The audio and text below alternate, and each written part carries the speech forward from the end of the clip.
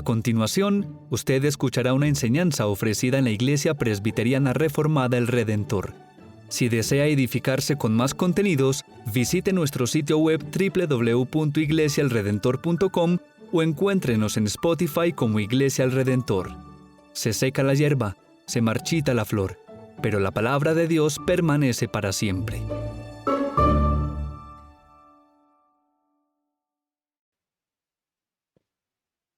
En las últimas semanas hemos experimentado la propagación de rumores de guerra, ¿verdad? Hay mucha tensión en distintas partes del mundo.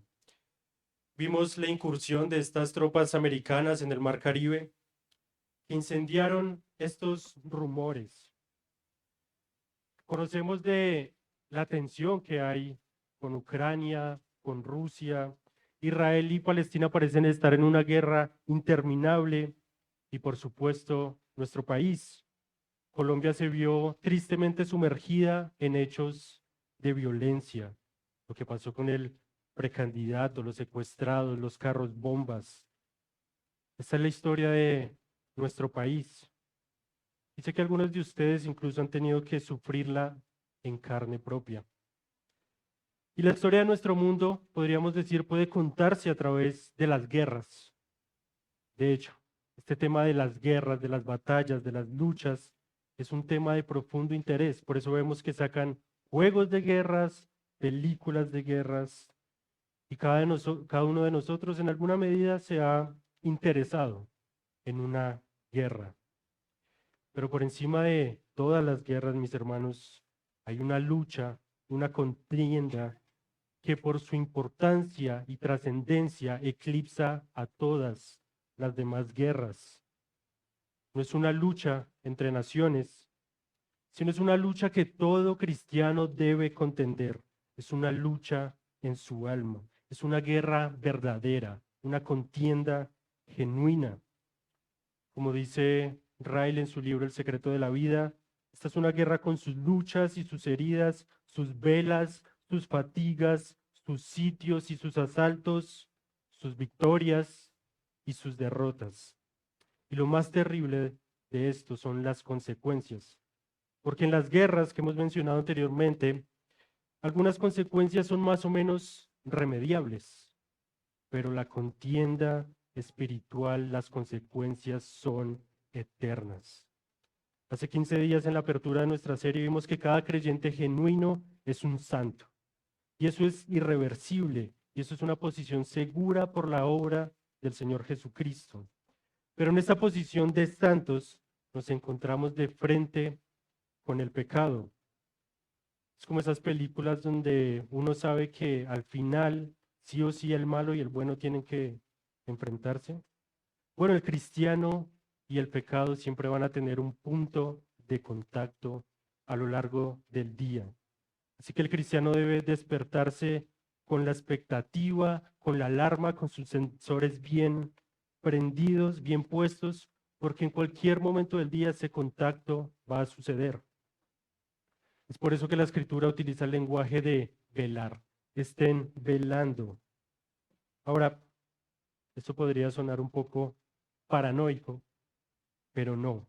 Nosotros necesitamos una correcta comprensión teológica y práctica de nuestra relación con el pecado.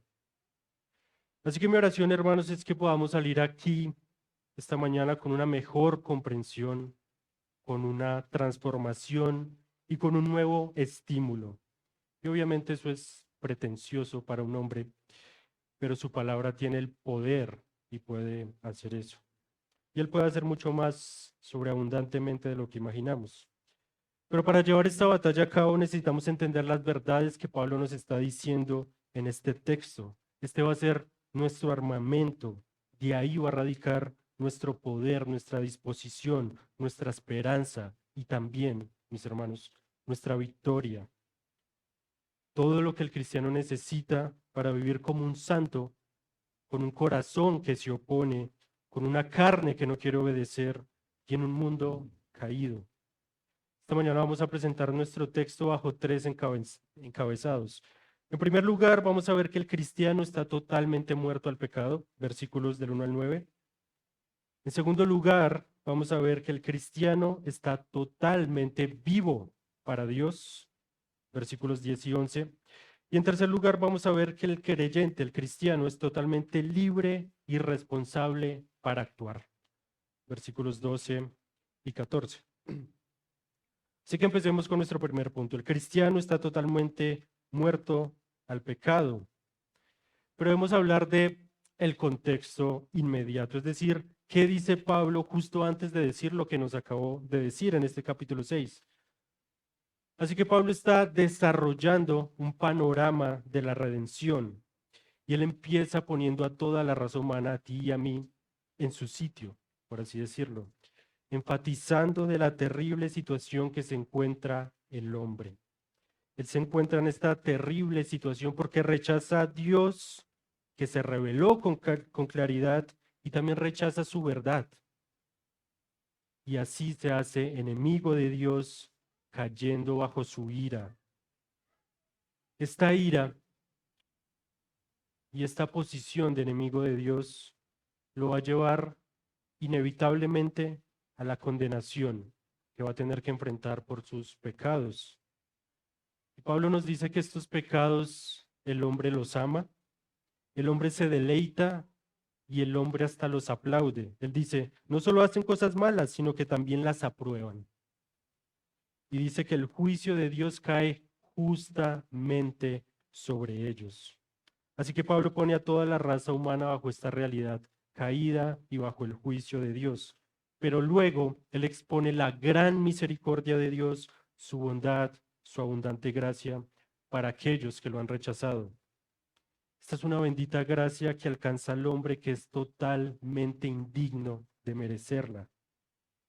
Y para eso Pablo expone la doctrina de la justificación por la fe en Cristo, solamente por la fe y también sus resultados. Ustedes pueden ahí ver en el capítulo 5 los resultados de la justificación.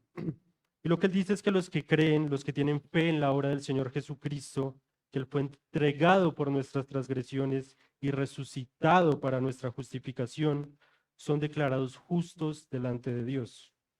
Y esto es gratuitamente por su gracia.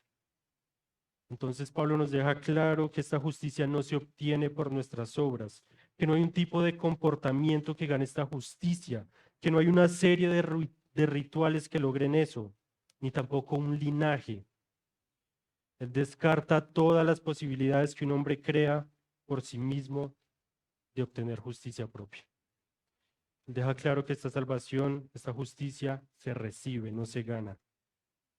¿Qué sucede con esto? Cuando se presenta este evangelio de gracia y de fe, siempre deja espacio para controversias.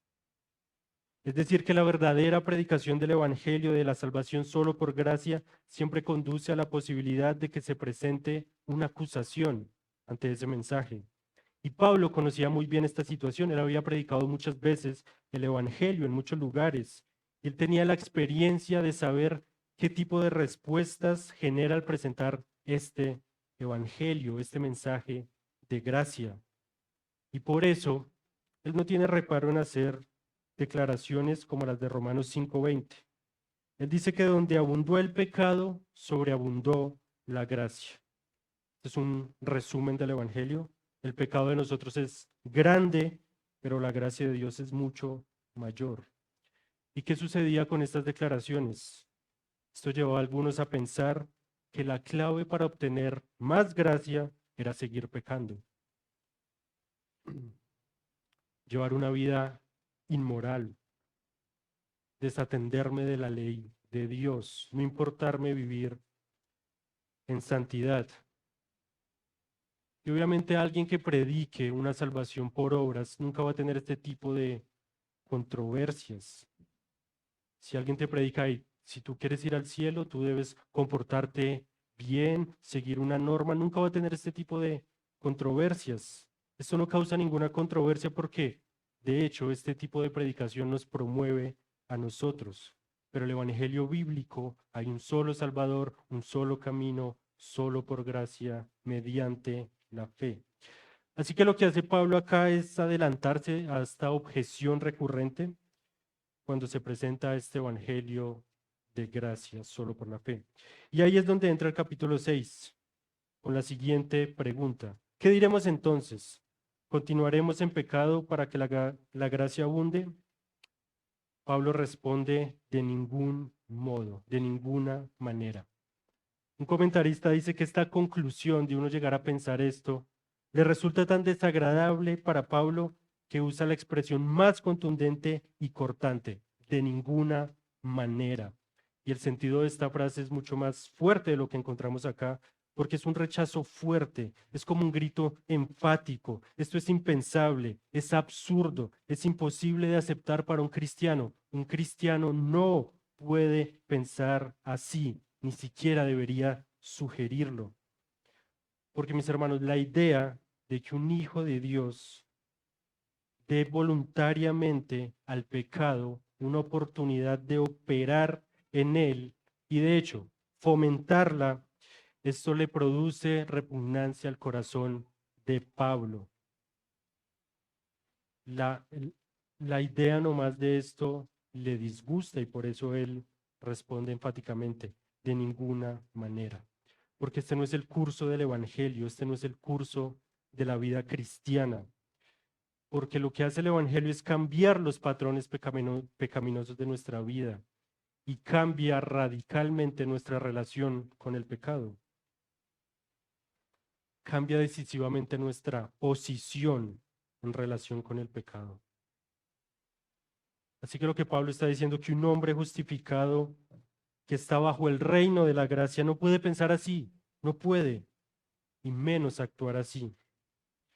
Porque el Evangelio, como dice Timothy Keller, es dinamita que produce cambios grandes y profundos en nuestro carácter y nuestro comportamiento.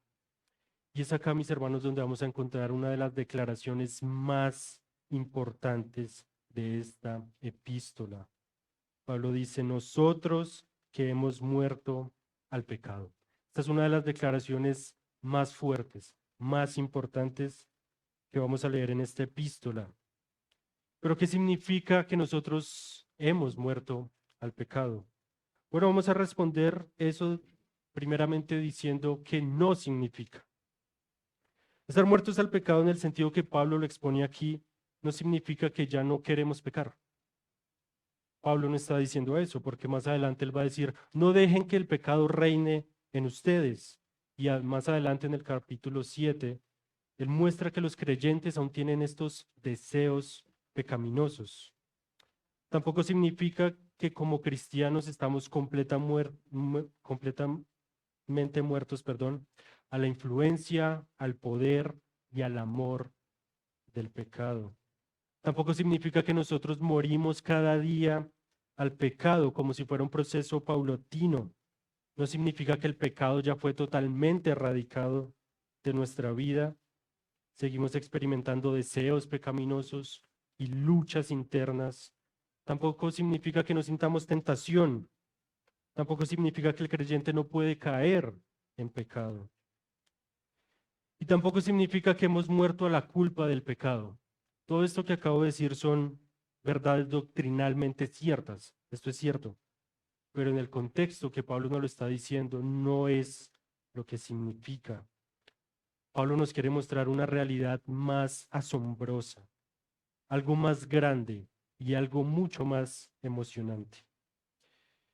Lo que Pablo hace acá es escribir que hemos muerto al pecado en un tiempo verbal que hace referencia a una acción en el pasado que se lleva a cabo una sola vez.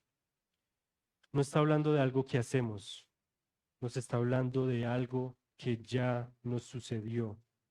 Esta es la posición en la cual ahora nosotros nos encontramos. En otras palabras, ¿cuál es tu relación con el pecado? Bueno, tú estás muerto, ya no estás bajo su reino. El pecado, mi hermano, mi hermana, ya no puede imponerte nada. Esto es algo que el pecado ya no puede hacer en un cristiano. Absolutamente nada te puede imponer el pecado. Ya no estamos bajo su control, bajo su dominio. Sin embargo, nosotros a veces actuamos como si el pecado tuviera el control. pero ahora estamos bajo el reino de la gracia. El pecado no te puede dominar. ¿Por qué? Porque ahora tenemos la capacidad de resistirlo, la capacidad de rebelarnos contra él, la capacidad de oponernos a él. Hay un nuevo poder operando en nosotros y gobernando en nosotros. Y para mí, esto es una fuente de poder, una fuente de alivio, una fuente de esperanza. Porque a veces nosotros actuamos como si ciertos aspectos de nuestra personalidad, que son pecaminosos, fueran los que nos dominaran. Pablo está diciendo esto no tiene que ser así. La ira no tiene que reinar en ti. La amargura no tiene que reinar en ti. La mentira no tiene que reinar en ti. Y obviamente Pablo no está hablando de que ahora debemos ser perfectos, porque la realidad de cómo funciona esto es de la siguiente manera, como alguien lo ilustró. Imagina que un país está en dominio de un ejército tirano. Y este ejército tirano tiene gobernado desde la capital todo, él controla las leyes, controla la comunicación y toda la vida del pueblo. Un día, un ejército liberador entra, derrota al tirano, toma la capital y ahora está bajo otro nuevo poder, está en manos de un nuevo gobierno. Sin embargo, aunque este enemigo, este ejército perdió su trono, muchos de estos soldados quedaron escondidos en las montañas. Es como una guerrilla, ya no tienen autoridad sobre el país, pero siguen causando muchos disturbios por ahí, atacando de vez en cuando, tratando de otra vez obtener el poder. Esto es así para el cristiano. El pecado ya no gobierna porque Cristo está en el trono de nuestro corazón, pero todavía acecha como una guerrilla que busca molestar, que busca confundir, que busca el conflicto. Puede hacer daño, pero nunca va a volver a ser el amo, nunca va a estar en el trono nuevamente. Y esto es algo que nosotros debemos incorporar en nuestra mente, en nuestro corazón, porque es una promesa del Señor. Esto es una promesa. Yo a veces me encuentro luchando contra el pecado con un arma muy débil, la simple abstinencia. ¿Les ha pasado que viene una tentación y lo primero que hago es decirme, no lo hagas, no lo hagas, no lo hagas, no lo hagas? Eso es un arma muy débil. Eso es simple abstinencia. Es un recurso muy frágil, porque lo único que yo estoy esperando con eso es que de mí surja fuerza de voluntad para resistir.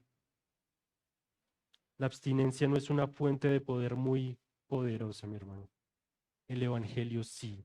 Las promesas de Dios sí.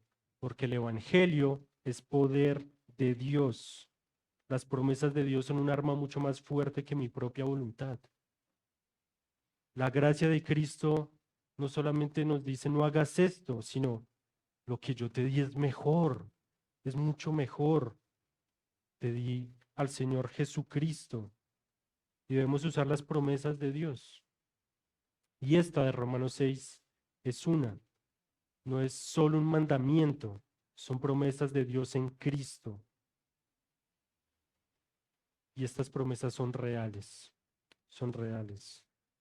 Dios declara y promete realidades objetivas en Cristo. Él dice que hemos muerto al pecado, que hemos resucitado con Cristo y que el pecado no se enseñoreará de nosotros. Esto es lo que Dios ha sellado en Cristo para su pueblo.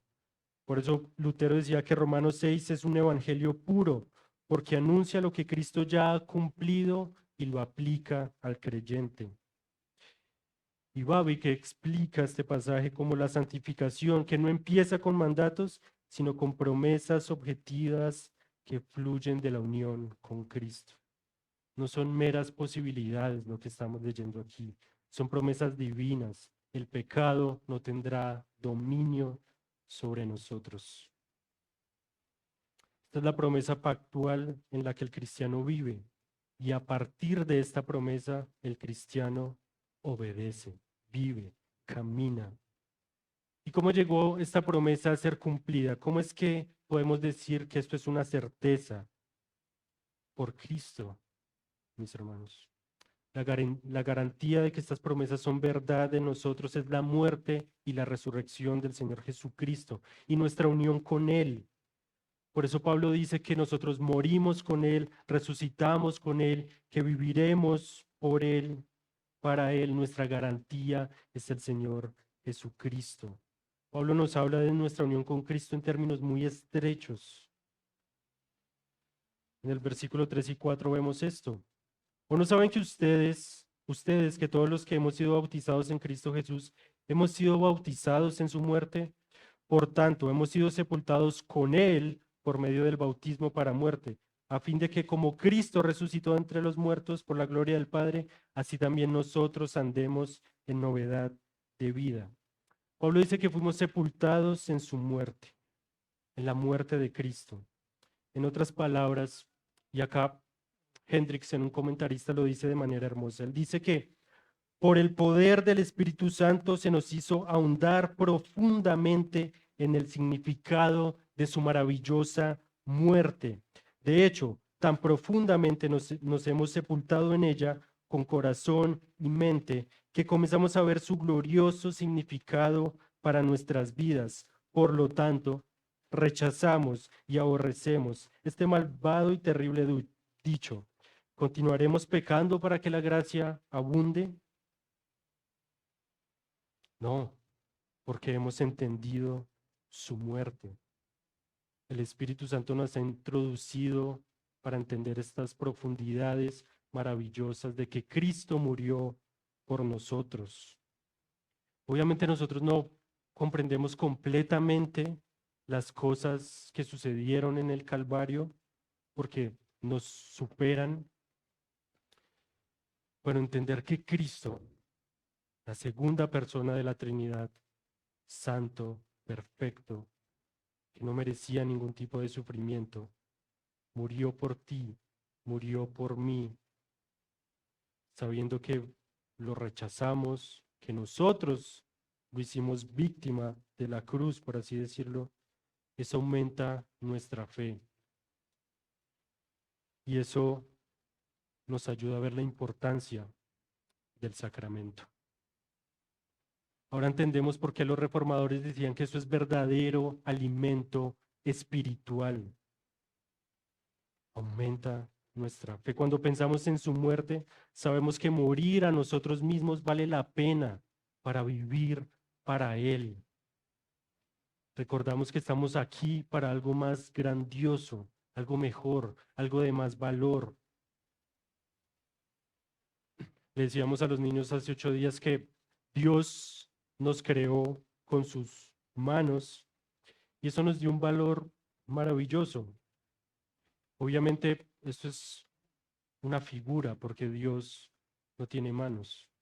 Sin embargo, el Dios encarnado, la segunda persona de la Trinidad, sí tiene manos y fueron traspasadas por ti, por mí. Y son esas manos traspasadas las que nos sostienen hoy. Y sí, son manos traspasadas, afligidas, pero son las manos de Dios. Ahora podemos decir entonces con Pablo, pues si vivimos, vivimos para el Señor, y si morimos, para el Señor morimos. Por tanto, sea que vivamos o sea que muramos, del Señor somos, porque para esto Cristo murió y resucitó, para que nosotros seamos de Él y Él sea de nosotros. En el versículo 5, Pablo dice que porque si hemos sido unidos a Cristo en la semejanza de su muerte, ciertamente lo seremos también en la semejanza de su resurrección. Pablo nos está hablando de que tenemos una relación muy estrecha, inseparable con Cristo. En su muerte estamos unidos, pero también en su resurrección. Y Pablo habla acá de una de las metas que Dios tenía con la resurrección de Cristo. Que aquellos que Él ama vivan vidas nuevas. Esta es una de las metas de la resurrección de Cristo. Que ya no vivamos vidas dedicadas al pecado, sino una vida dedicada a la gloria del Trino Dios, a amarlo, a disfrutar de Él, a confiar en Él, a dejarle toda nuestra vida en sus manos. Y yo creo que el mundo realmente no ha entendido esto.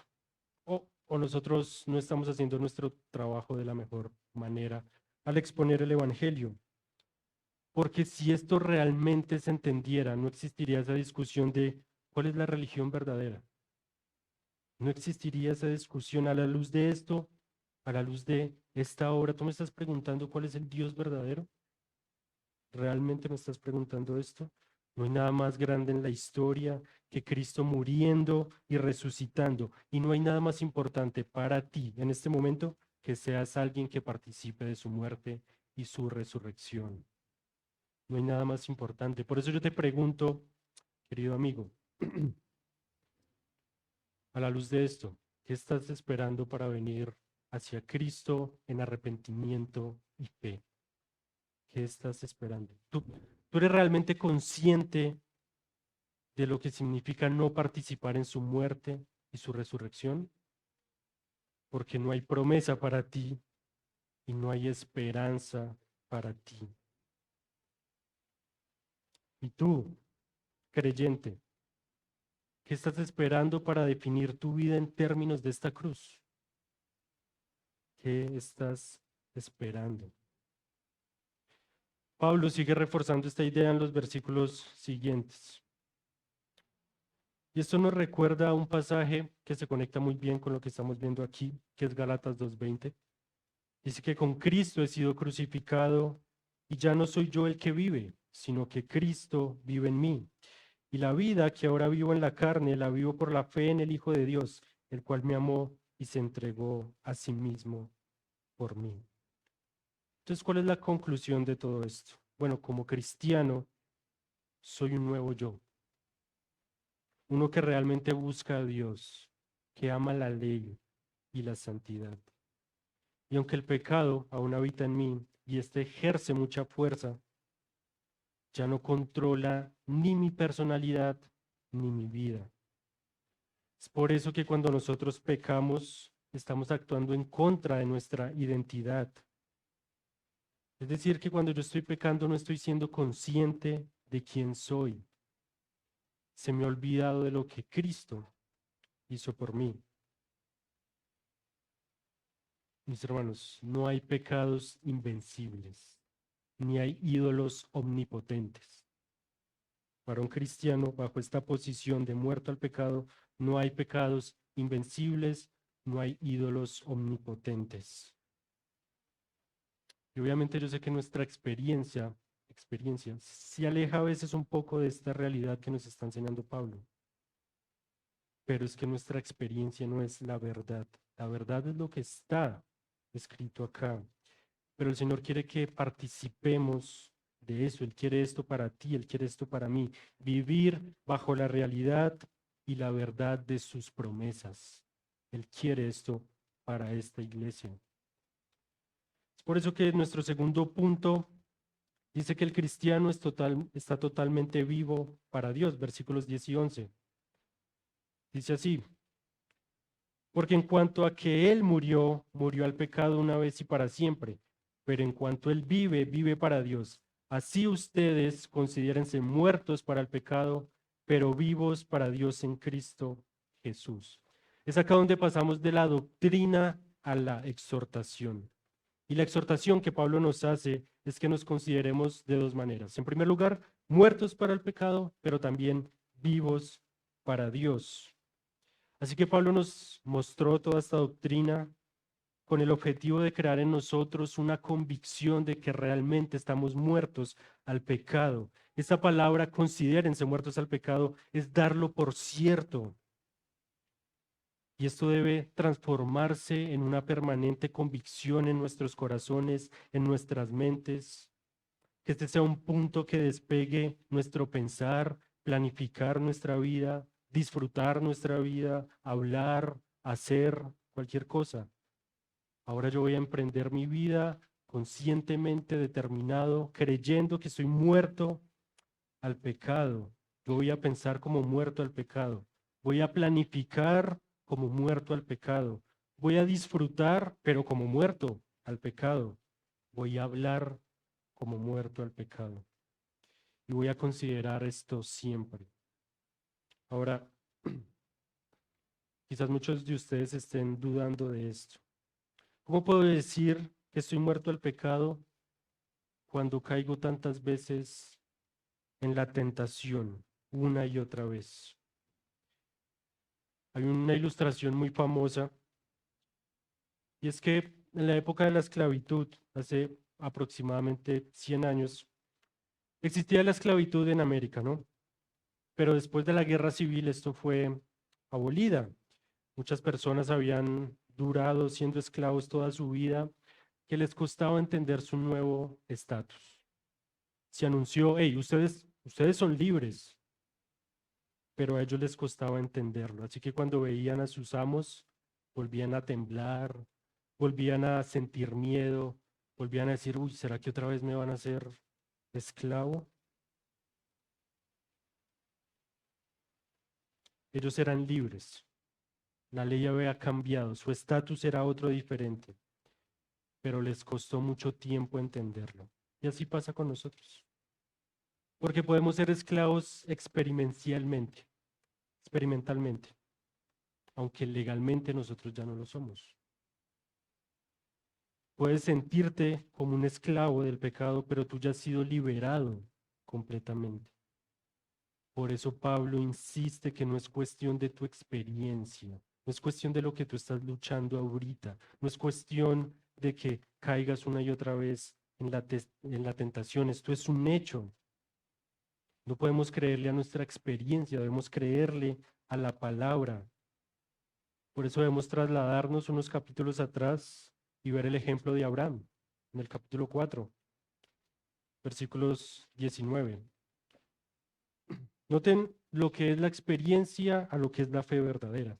Dice el versículo 19, y sin debilitarse en la fe, contempló su propio cuerpo, que ya estaba como muerto, puesto que tenía como 100 años, y también la esterilidad de la matriz de Sara. Esta es la experiencia de Abraham y de Sara. Sin embargo, respecto a la promesa de Dios, Abraham no titubeó con incredulidad, sino que se fortaleció en fe, dándole la gloria a Dios. Necesitamos fe para creer que estamos muertos al pecado. Y yo te ruego que creas esto, mi hermano, y comiences a vivir en función de esto, que no lo olvides.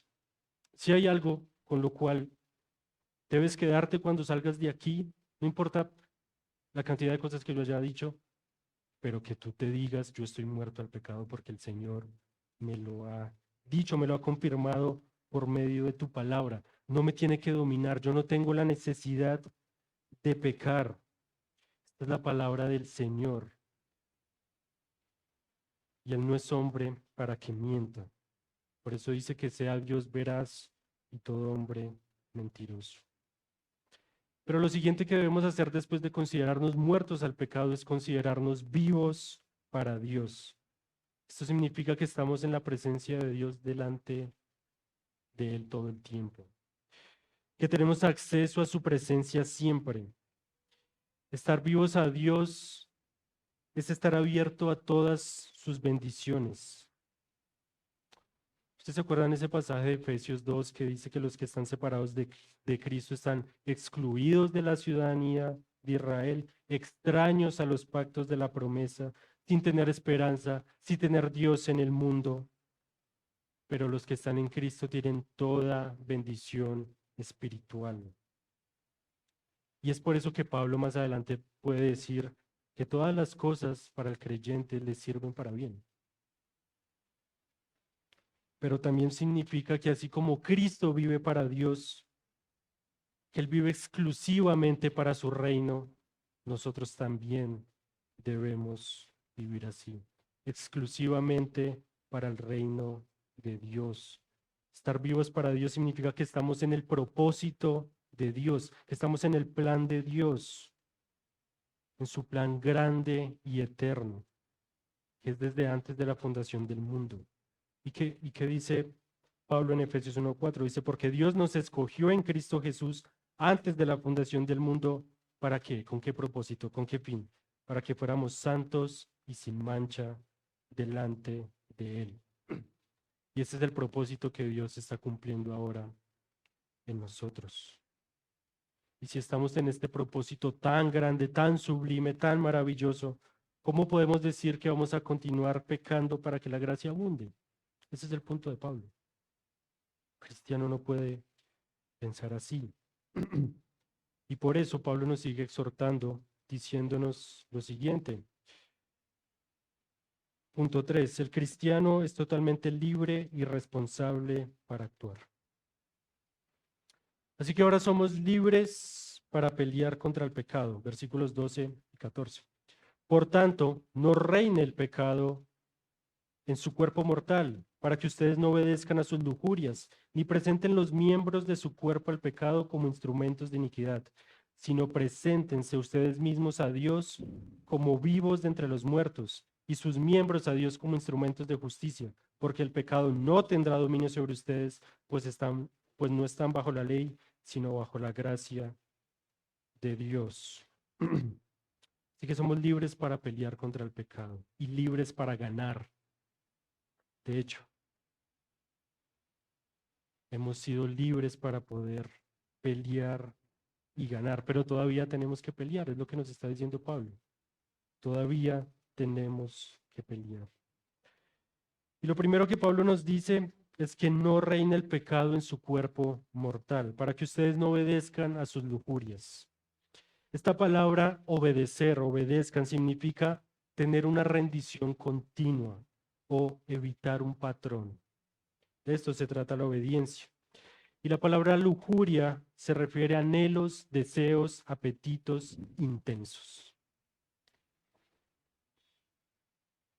Así que Pablo nos está diciendo que debemos estar siempre en guardia contra el gran peligro de rendirnos a nuestras pasiones.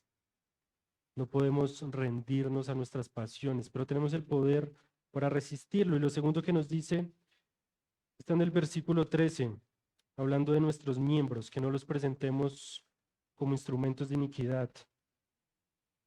Estos miembros son nuestros miembros corporales. Nuestro pie, nuestra mano, nuestra oreja, nuestra nariz, nuestros sentidos, también nuestras partes íntimas. No presenten esas partes corporales a Dios, ninguna. No sigan poniendo los miembros de su cuerpo a disposición del pecado, nos dice Pablo, como armas de iniquidad. Dejen de hacer esto. En su lugar, pónganse ahora mismo completa y decisivamente a disposición de Dios. Ofrézcanse a Él. ¿Qué pasa? Que la carne nos inclina a creer más en la tentación que en la promesa. Y es acá donde nosotros a veces debemos tener un enfrentamiento cara a cara con el pecado, como una especie de diálogo. Mira, pecado, realmente lo que tú me estás presentando es apetecible para mí. Yo no te voy a negar eso. Es apetecible para mí.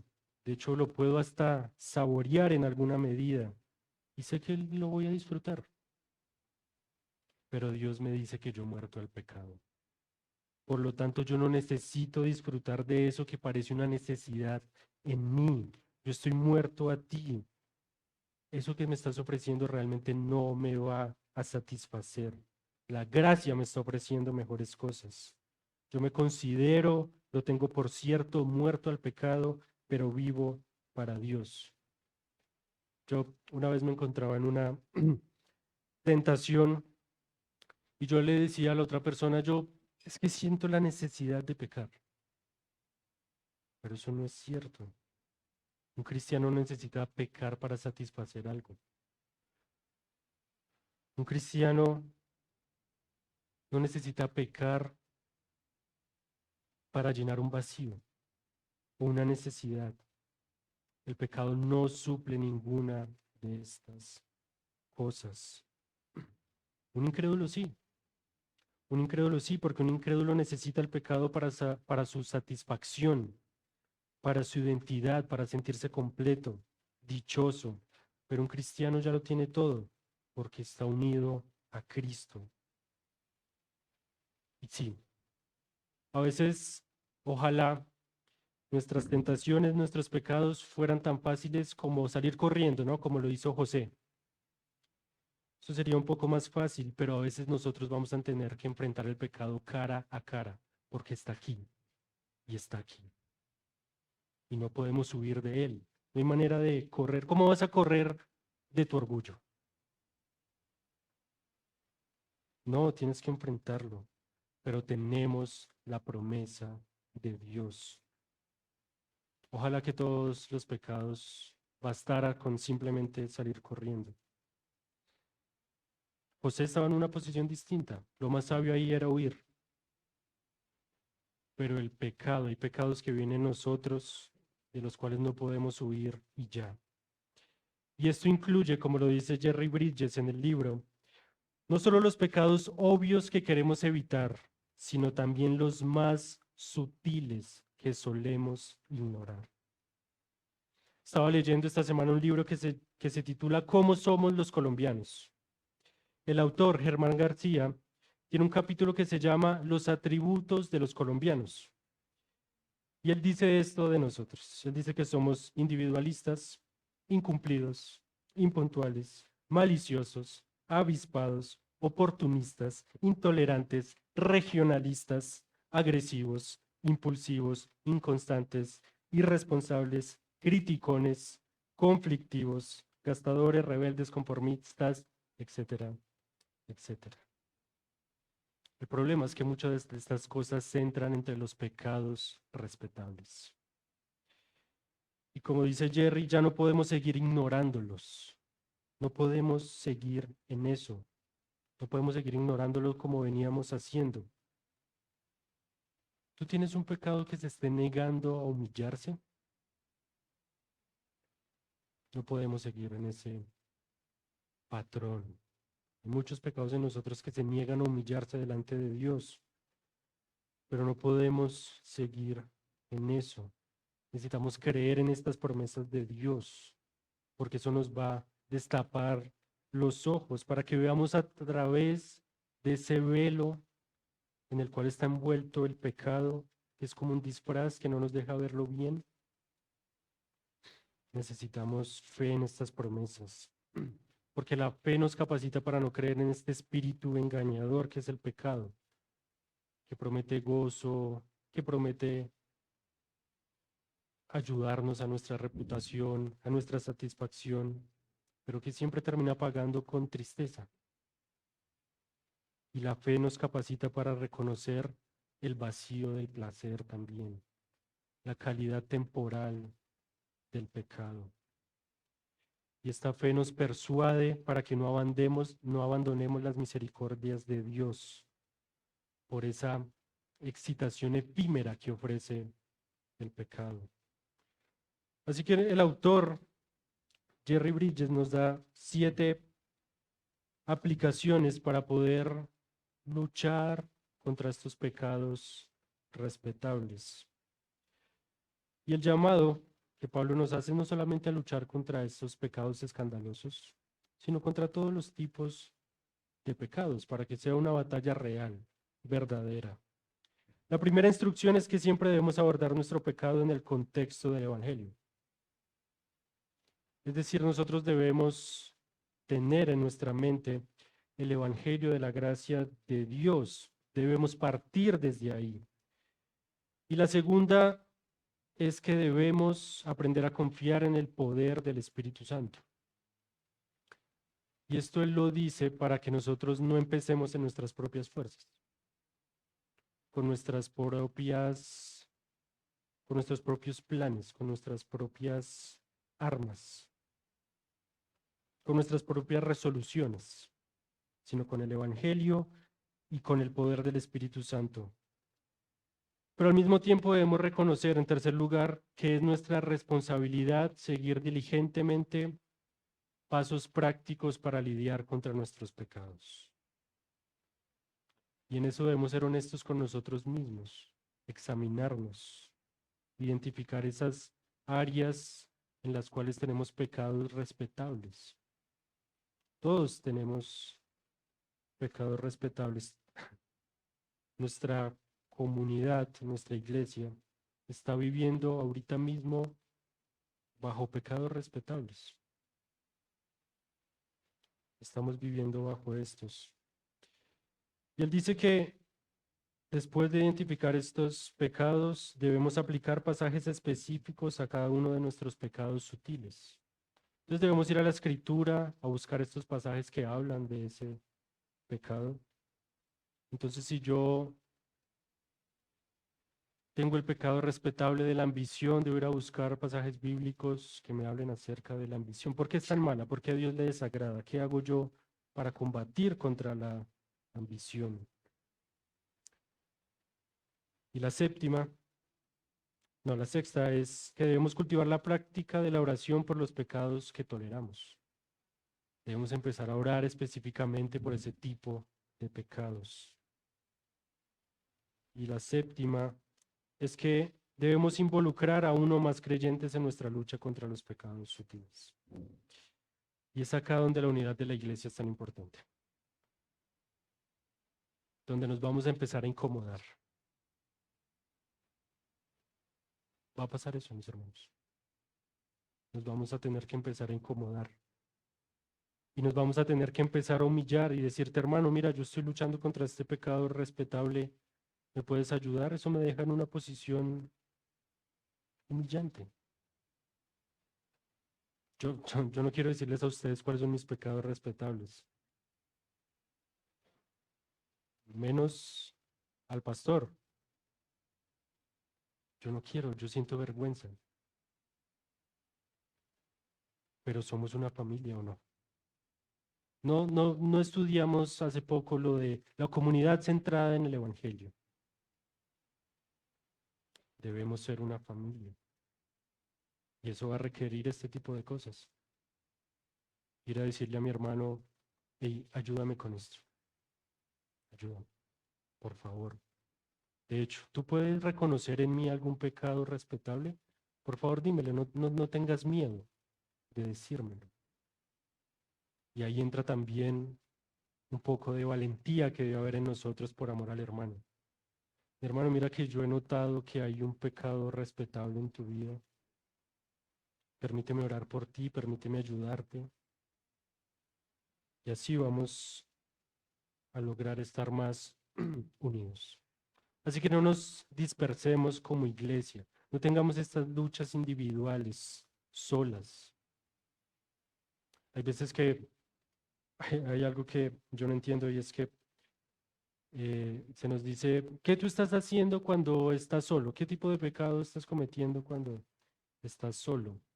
Pero nosotros nunca estamos solos. Siempre estamos bajo la presencia de Dios. Hay un reino espiritual viéndonos.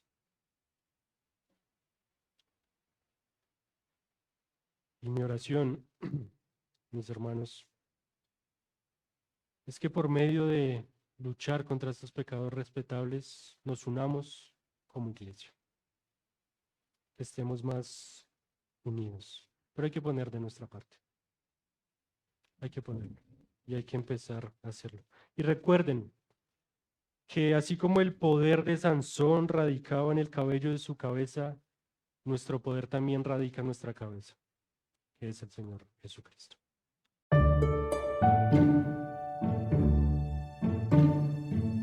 Esperamos que este sermón haya sido de bendición y traiga frutos a su vida. Lo invitamos a visitar nuestro sitio web www.iglesiaelredentor.com y a edificarse con más de nuestros contenidos en Spotify. Gracias por escuchar.